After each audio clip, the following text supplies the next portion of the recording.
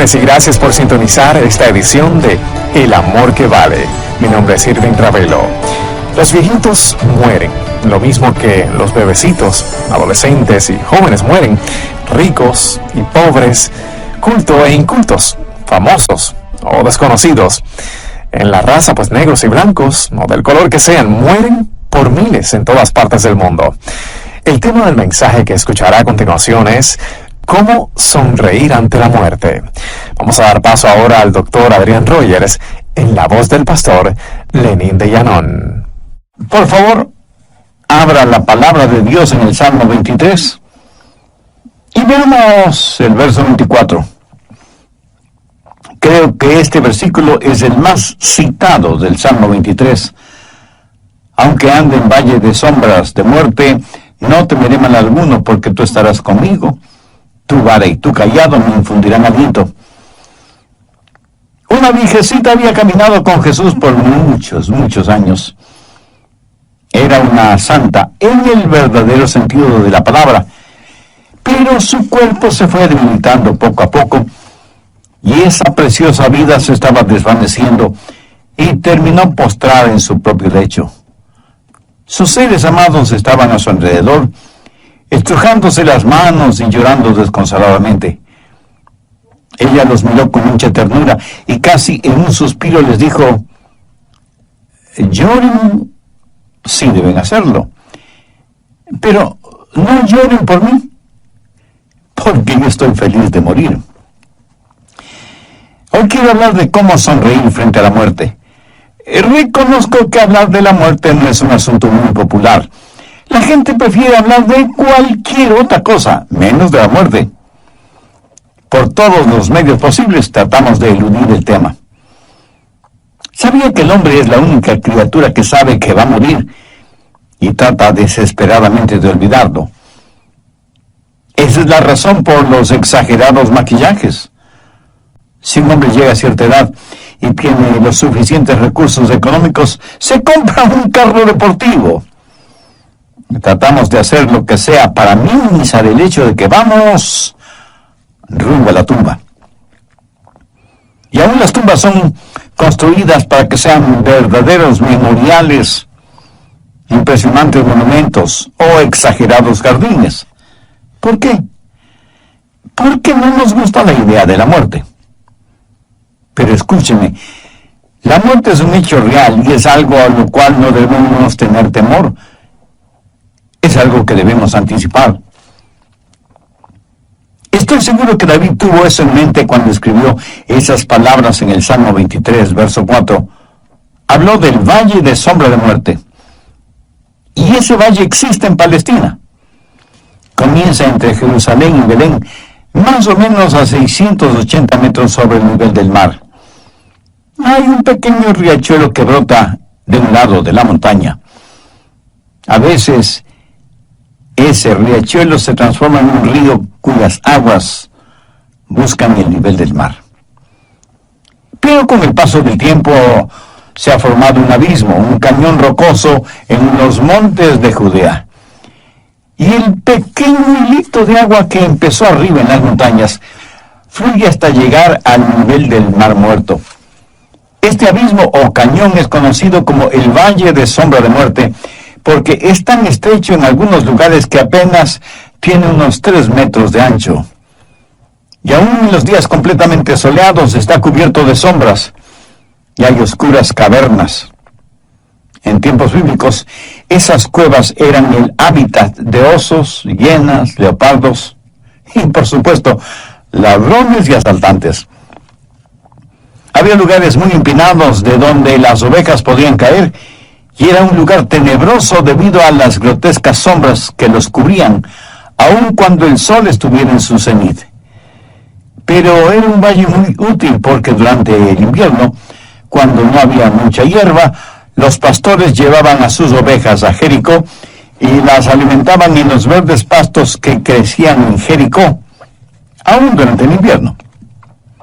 Cuando la primavera llegaba y las colinas de Judea reverdecían y se engalanaban con multicolores flores, los pastores guiaban a sus ovejas por ese valle hacia los montes que estaban cubiertos con abundante y verde hierba.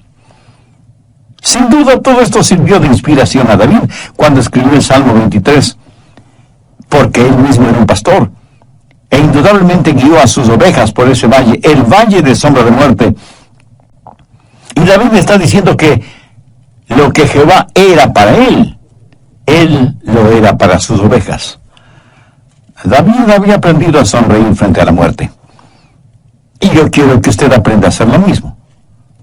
Por eso le voy a dar 3 principios que le ayudarán en ese propósito. Primero, la muerte es un hecho real. La declaración de David, aunque ande en valle de sombra de muerte, pone en evidencia no la incertidumbre, sino la realidad de la muerte. Y aunque muchas veces nosotros tratamos de cambiar de tema, la Biblia dice en Hebreos 9:27, está establecido para que los hombres mueran una sola vez. Y después de esto, el juicio. Mi amigo, aquí se está hablando de una cita inevitable. Y en Romanos 5:12 leemos, por tanto, como el pecado entró en el mundo por un hombre, y por el pecado la muerte, así la muerte pasó a todos los hombres por cuanto todos pecaron. La única excepción para que usted no muera físicamente es si Jesús regresa primero. Pero si no es así, ciertamente usted, yo, todos nosotros moriremos. Por lo tanto, nos guste o no, la muerte es una inevitable realidad. Pero no solo es una inevitable realidad, sino que es una realidad incierta. Usted no sabe cuándo va a morir. Yo no sé cuándo voy a morir. David no sabía lo que iba a suceder de un momento a otro. Vivimos nuestra vida no solo un día a la vez, sino un paso a la vez. Y para ser más precisos, vivimos un segundo a la vez. Y aunque haya divinos y clarividentes y estafadores en este campo, nadie, lo repito, absolutamente nadie sabe cuándo va a morir, a menos que sea un criminal sentenciado a la pena capital, y aún eso puede cambiar. Los viejitos mueren, lo mismo que los bebecitos. Adolescentes y jóvenes mueren, ricos y pobres, cultos o incultos, famosos o desconocidos, negros o blancos, o del color que sean, mueren por miles en todas partes del mundo. La Biblia dice en Santiago 4, los versos 3 y 14, vamos ahora, los que decís, hoy y mañana iremos a tal ciudad y estaremos allí un año, y traficaremos y ganaremos, cuando no sabéis lo que será mañana, porque ¿qué es vuestra vida? Ciertamente es neblina que se aparece por un poco de tiempo y luego se desvanece. Ahora, por favor, note la admonición que encontramos en el verso 15. En lugar de lo cual deberíais decir, si el Señor quiere, viviremos y haremos esto o aquello. ¿Sabía que Dios no tiene que quitarle la vida? Lo único que tiene que hacer es dejar de dársela. ¿Lo entiende? Es gracias a la misericordia de Dios que no somos consumidos y que la vida es un regalo de Dios. La muerte es un hecho real e inevitable. Es algo incierto también, pero también es muy personal. David dijo, aunque ande, no dijo, aunque los demás anden, aunque ande en valle de sombra de muerte. Cuando nosotros los pastores o predicadores les decimos a las personas que se preparen para morir, ¿sabe lo que sucede en la mente humana? Piensa que nos referimos a las otras personas, no a ellos. Mi amigo, usted o yo podemos morir en cualquier momento. Y si usted piensa que goza de muy buena salud, ¿cuándo fue la última vez que se hizo un examen médico integral? Vivimos al filo de la eternidad. La muerte es, pues, un hecho real y muy personal. Segundo, la muerte es un enemigo derrotado. Aunque ande en valle de sombra de muerte, no temeré mal alguno. Y aquí tenemos algunas verdades cuando pensamos en la muerte como enemigo derrotado. Primero, el valle. No puede haber valles sin montañas. Es una imposibilidad geográfica. El valle del Salmo 23 está entre dos salmos representativos de montañas. El Salmo 22 tiene que ver con la crucifixión, el Monte Calvario. Y el Salmo 24 tiene que ver con la coronación del Mesías en su segunda venida, o sea, el Monte de Sión. En una montaña, la crucifixión, y en la otra montaña, la coronación. Nosotros estamos viviendo en el valle entre esas dos montañas. Recuerde que el Señor Jesucristo en el Nuevo Testamento está descrito 3 veces como el pastor. Como el buen pastor en Juan 10:11. El buen pastor que dio su vida por sus ovejas en el Monte Calvario. Luego en 1 de Pedro 5:4, Jesús es llamado el príncipe de los pastores, quien nos dará la corona incorruptible de gloria. El buen pastor que murió por nosotros, sus ovejas, el príncipe de los pastores que vendrá otra vez. Y en Hebreos 13, los versos 20 y 21, Jesús es llamado el gran pastor de las ovejas, que quiere decir el pastor que vive para mí. El Dios de paz que resucitó de entre los muertos al Señor Jesucristo, nuestro gran pastor, que conquistó el valle de sombra de muerte. El buen pastor que murió por nosotros, el príncipe de los pastores que vendrá por segunda vez, el gran pastor que vive por nosotros porque venció la muerte, es quien caminó por el valle de sombra de muerte, entre los montes de la crucifixión y de la coronación. Segundo, no puede haber sombras si no hay luz. La muerte no es más que una sombra si usted conoce al Señor Jesucristo, porque Él fue la muerte de la muerte. Él le quitó el aguijón a la muerte. Jesús quitó lo sombrío de la tumba y nos ha dado una esperanza que es firme y segura. Las sombras pueden asustarle, pero no pueden hacerle daño. No puede haber sombras si es que no hay luz. Hubo un gran predicador cuya esposa murió siendo aún muy joven, dejando huérfana a su pequeña hijita y viudo a su esposo. La pequeña niña no entendía lo intrincado de la vida y menos de la muerte. No entendía que Jesús murió por nuestros pecados y todas esas cosas. Días después del entierro de su joven esposa, el pastor y su hijita fueron de compras. La niña se quedó en el carro mirando el lugar en donde su padre había ido para comprar algo. De pronto, sobre la pared, vio la sombra de un camión. La sombra era mucho más grande que el camión, debido a que el sol ya estaba en el oeste.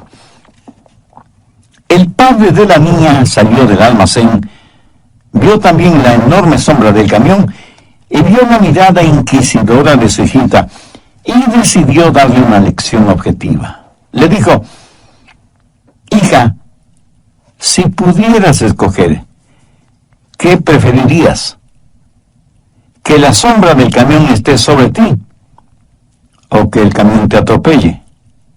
Y la niña le contestó: oh papá, eso es fácil. Prefiero que la sombra del camión caiga sobre mí a que el camión me caiga encima.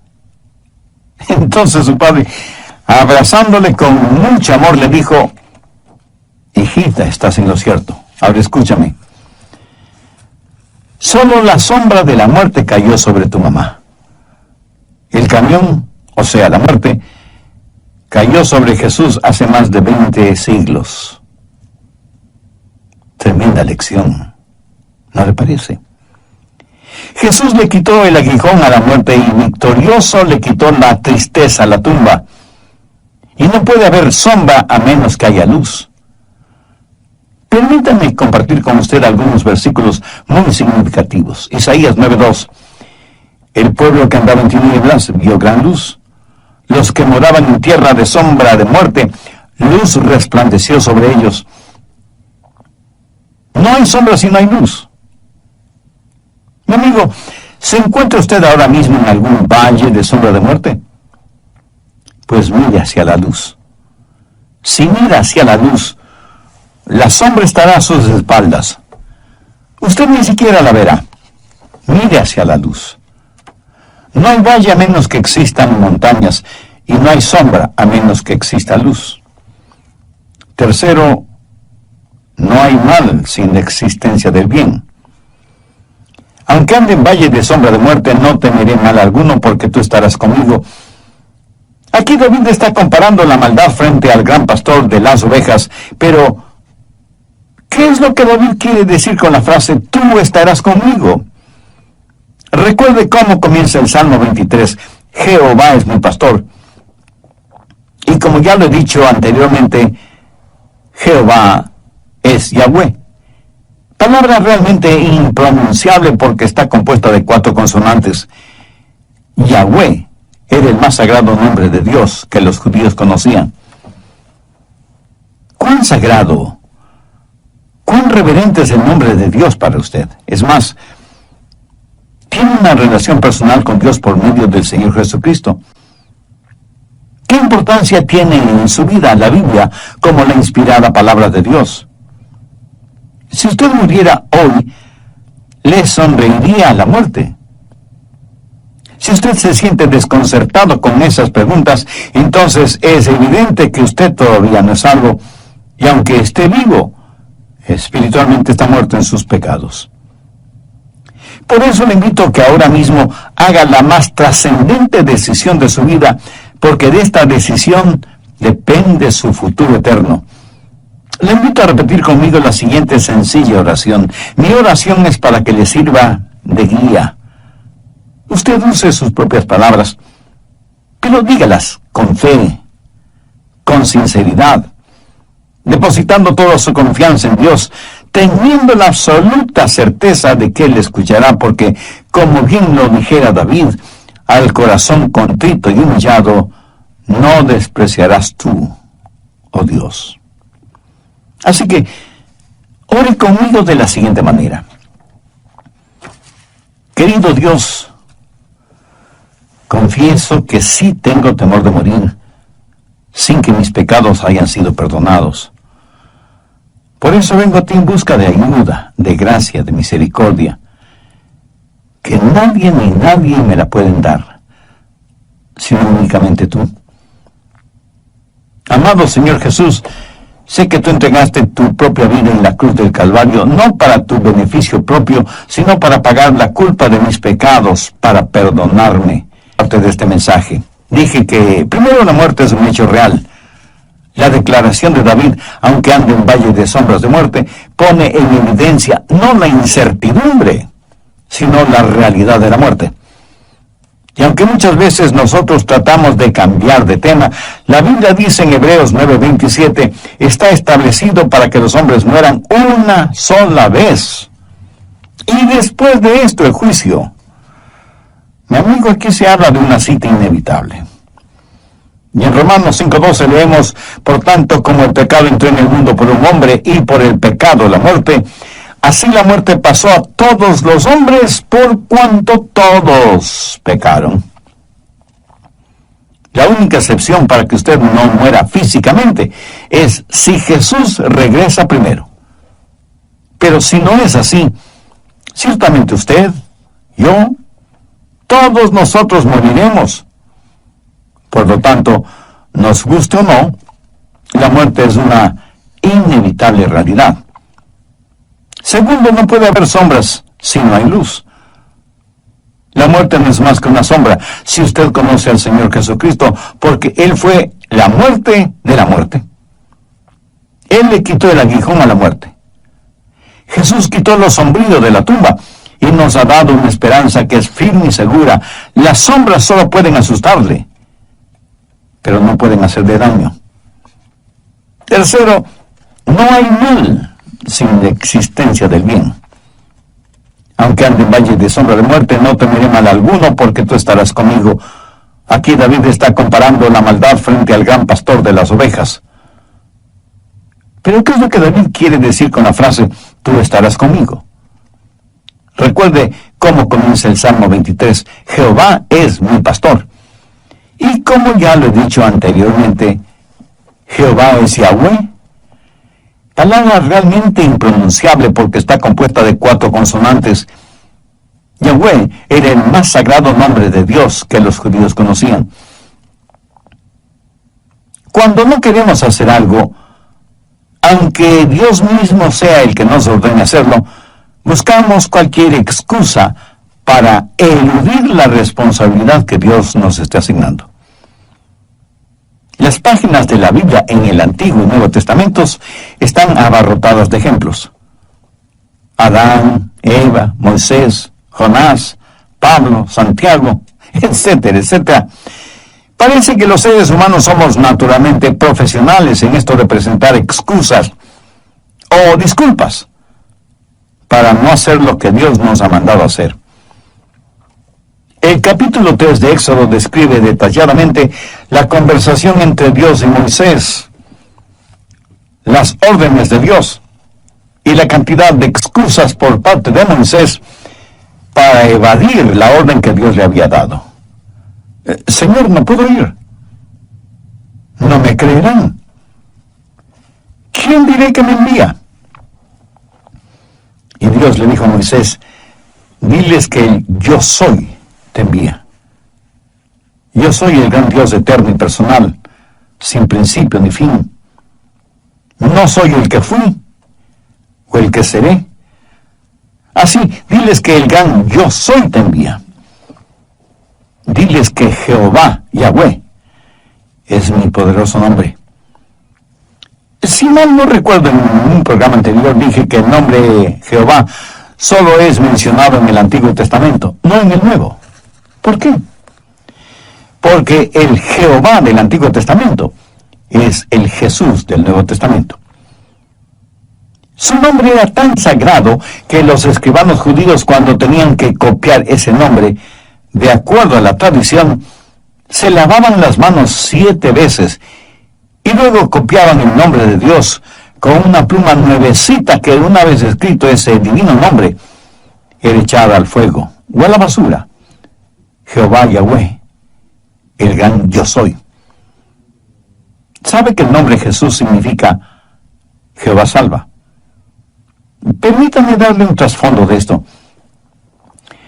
¿Recuerda cuando Moisés ya no podía liderar al pueblo de Israel? Entonces eligió a Josué para que lo reemplazara. Pero el nombre de Josué no siempre fue Josué, sino Osea. Moisés tomó parte del nombre. ¿Y qué es lo que David está diciendo con todo esto? Que aunque haya maldad alrededor nuestro y andemos en valle de sombra de muerte, tú estarás conmigo. ¿Lo entiende? Dios está con nosotros, pero no solo está con nosotros, sino que en la actualidad, por medio de su Espíritu Santo, está en nosotros. No pueden haber valles sin montañas. No puede haber sombra sin luz. No puede haber mal sin la existencia de un gran bien. La verdad siempre es más poderosa que la mentira. Un refrán popular dice que la verdad duele, y duele precisamente porque es la verdad.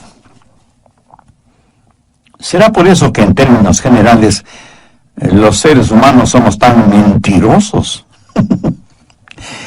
Nos olvidamos que cuando mentimos nos parecemos mucho al diablo. Porque el diablo es el padre de las mentiras. Y cuando decimos la verdad, nos parecemos más a Cristo, porque Él dijo, yo soy la verdad. ¿Sabía que los líderes religiosos del tiempo de Jesús confabularon contra Él porque las verdades que Jesús decía estaban totalmente en contra de las enseñanzas de ellos? Infinitamente más poderoso que Satanás es Jesús. La vida es mucho más grande que la muerte. Por eso, aunque ande en valle de sombra de muerte, no temeré mal alguno, porque tú estarás conmigo. Así que no solo debemos ver la muerte como un hecho real y como un enemigo derrotado, sino que debemos ver la muerte como un entrañable amigo. En tercer lugar, Y estoy seguro que algunos de ustedes, un tanto sorprendidos o extrañados, me preguntarán, un momento, Pastor Rogers, ¿dice usted que debemos ver a la muerte como un entrañable amigo? Sí, eso es exactamente lo que dije. Mira, cuando estuve preparando este estudio bíblico, quise cambiar esa frase. No me gustaba mucho eso de referirme a la muerte como un entrañable amigo, pero luego decidí dejarlo como originalmente lo había pensado, un entrañable amigo. Permítame compartir con usted unos versículos muy interesantes. 1 Corintios 3, los versos 21 y 23. El apóstol Pablo nos dice lo que tenemos en Cristo. Los hermanos en la iglesia de Corinto habían estado argumentando y discutiendo qué predicador era el mejor. Y unos decían que Pablo, otros que Pedro, otros que Apolos, otros que Cefas, y así por el estilo. Era evidente que cada uno de los miembros de la iglesia tenía su predicador favorito. Y para corregir esa situación, Pablo les dice, ninguno se gloríe en los hombres, porque todo es vuestro.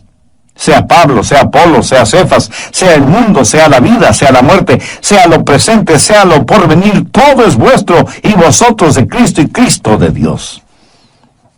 Note que entre las cosas hermosas que Pablo dice que nos pertenecen, está la muerte. La muerte es una de nuestras posesiones más preciosas. Pablo no piensa en la muerte como un enemigo, sino como un sirviente. En el Salmo 116:15, el salmista escribió, estimada es a los ojos de Jehová la muerte de sus santos. Y el apóstol Pablo en Filipenses 1:21 dice, porque para mí el vivir es Cristo y el morir es ganancia. Para Pablo el morir, aún desde el punto de vista físico, era ganancia. ¿Por qué? Porque nuestro cuerpo, si somos salvos, será hecho como el del Señor Jesucristo. Intelectualmente es una ganancia porque conoceremos como somos conocidos. Emocionalmente será una ganancia porque seremos capaces de alabar a Dios con todo nuestro ser. Socialmente será una ganancia porque estaremos con los santos de todas las edades y estaremos frente a frente a nuestro Salvador. Y espiritualmente será una ganancia porque ya no seremos afectados por la tentación y el pecado y habitaremos con el Señor para siempre, siendo uno con Él mismo, como nunca antes. ¿Qué es lo que hará posible la realidad de esta relación? La muerte. ¿Lo entiende? La muerte no es mi enemigo si me ayuda a llegar a un lugar como ese. ¿Cuánta razón tuvo Pablo al decir, para mí el vivir es Cristo y el morir es ganancia? David pensó de la muerte como una amiga. Aunque ande en valle de sombra de muerte, no temeré mal alguno porque tú estarás conmigo. Note que aquí David habla de la presencia del pastor. Tú estarás conmigo. Hasta este momento David ha estado hablando de Jehová. Jehová es mi pastor, nada me faltará. En lugares de delicados pastos me hará descansar. Junto a aguas de reposo me pastoreará. Confortará mi alma, me guiará por sendas de justicia por amor de su nombre. Tu vara y tu cayado me infundirán aliento. Pero cuando él está en el valle, ya no habla de Dios, sino que ahora habla con Dios.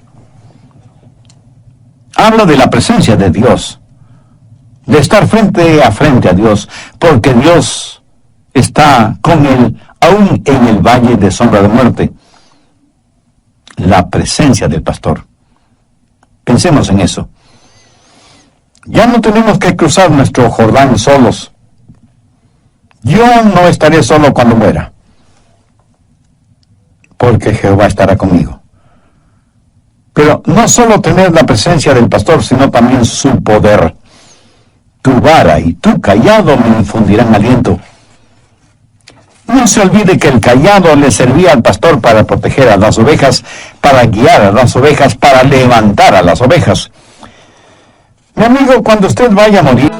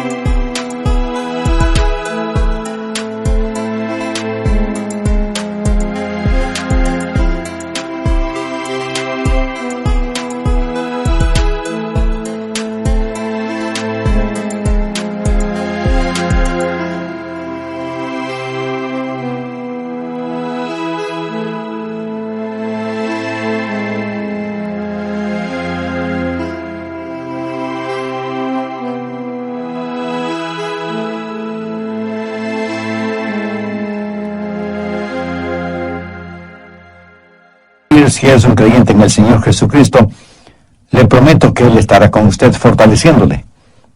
Sentirá la real presencia de Dios, quien dirá: estimada es a los ojos de Jehová la muerte de sus santos. Su vara estará ahí para protegerle de todos los ataques del maligno, y con su cayado Él lo atraerá junto a Él, para ambos cruzar el valle de sombra de muerte. Cuando sus pies toquen las heladas aguas del río de la muerte, usted cruzará ese río con alabanzas, no solo en su corazón, sino también en su boca. La presencia y el poder del pastor, el plan y el propósito del pastor le ayudarán a cruzar el valle de sombra de muerte. Pudiera ser que usted ahora mismo esté enfrentando algún problema o dificultad. Recuerde que problemas y dificultades en la vida del creyente solo duran un tiempo y tienen un propósito definido. Los problemas que Dios nos envía tienen un propósito formativo, perfeccionador, y debemos dar gracias a Dios por ellos. Las tentaciones o problemas con que el diablo nos asalta diariamente son maléficos y destructivos, pero también tienen un propósito definido: separarnos de Dios eternamente. David, como pastor que era, sabía muy bien que un pastor nunca abandona sus ovejas ni las guía por lugares peligrosos, y siempre busca los mejores pastos para ellas. Le preguntaron a un hombre: ¿cuál es su versículo favorito? Y el hombre contestó: aquel que dice que Dios me conforta y me guía. Este hombre, sin saberlo, estaba citando parte del contenido del Salmo 23.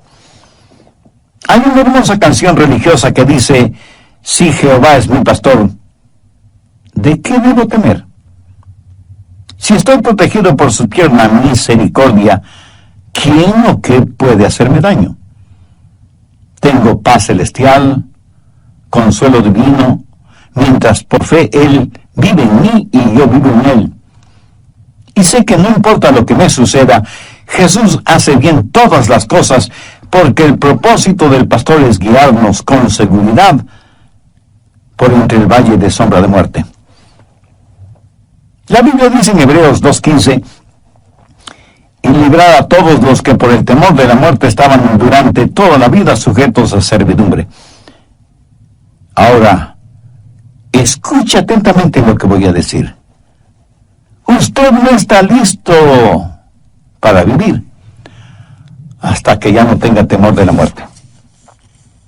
Y usted, honestamente preocupado, me dirá: pero pastor, yo aún tengo pecados y por supuesto que tengo temor a morir.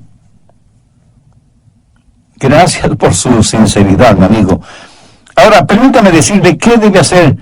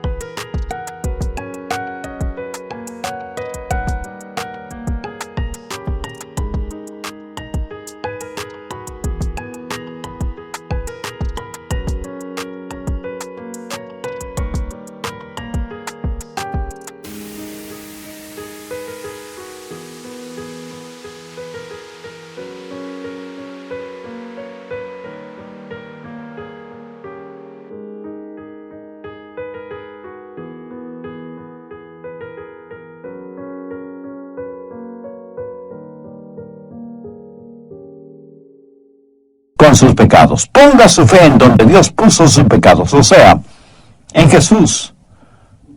Todos nosotros como ovejas nos hemos descarriado. Cada cual estamos yendo por nuestro propio camino. Dios el Padre ha puesto sobre su Hijo Jesucristo la iniquidad de todos nosotros.